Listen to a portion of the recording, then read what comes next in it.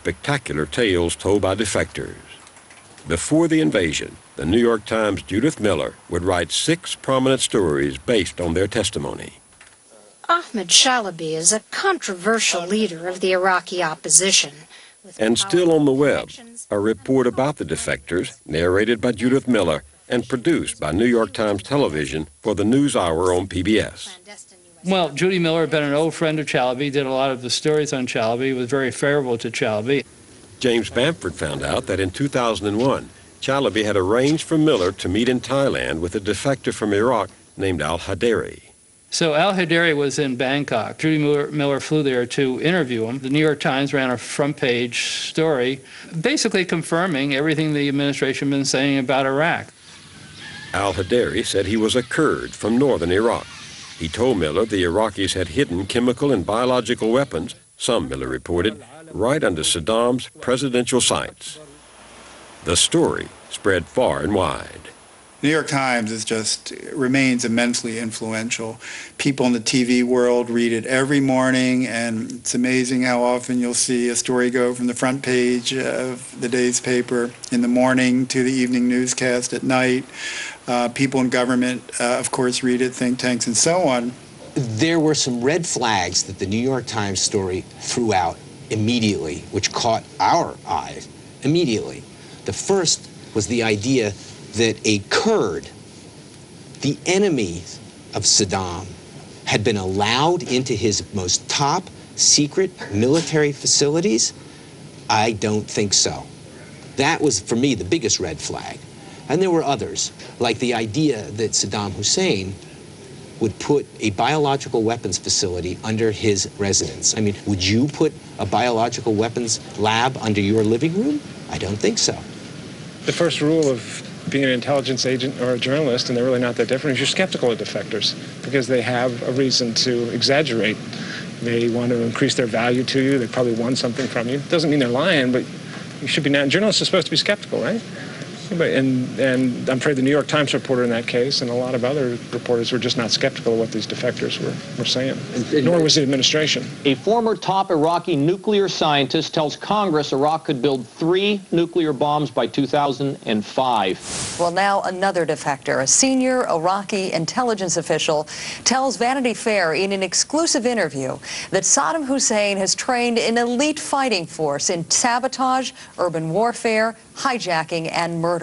David Rose wrote the story. He joins us now from London. Thank you for joining us. In Vanity Fair's David Rose, defectors found another eager beaver for their claims. The glossy magazine, a favorite of media elites, gave him 4 big spreads to tell defector stories. The talk shows lapped it up. What the defector al-Qarari, a former brigadier general in the Iraqi intelligence service, told me is that these guys, there are 1,200 in all. They've been trained to hijack trains, buses, ships, and so forth. As you track their stories, they become ever more fantastic. And they're the same people who are telling these stories till you get to the most fantastic tales of all, which appeared in Vanity Fair magazine. Their last training exercise was to blow up a full-size mock-up of a U.S. destroyer in a lake in central Iraq.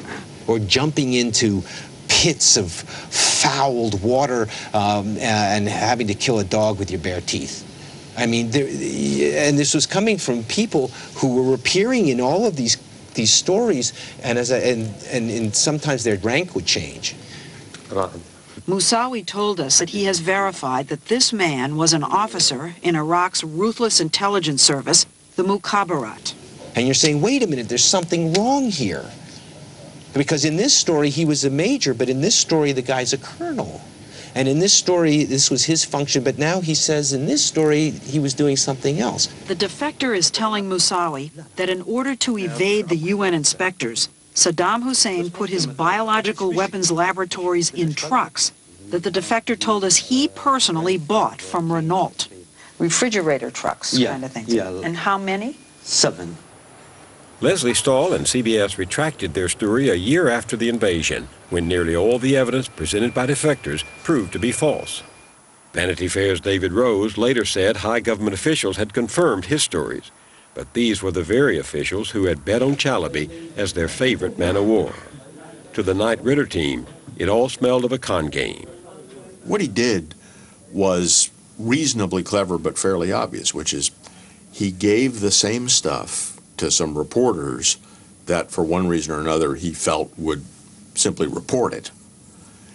And then he gave the same stuff to people in the Vice President's office and in the Secretary of Defense's office.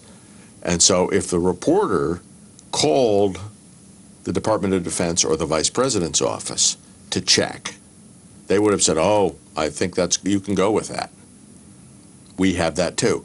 So you create the appearance, or Chalabi created the appearance, that there were two sources and that the information had been independently confirmed, when in fact there was only one source and it hadn't been confirmed by anybody. And let's not forget how close these people were to this administration, which raises the question, was there coordination?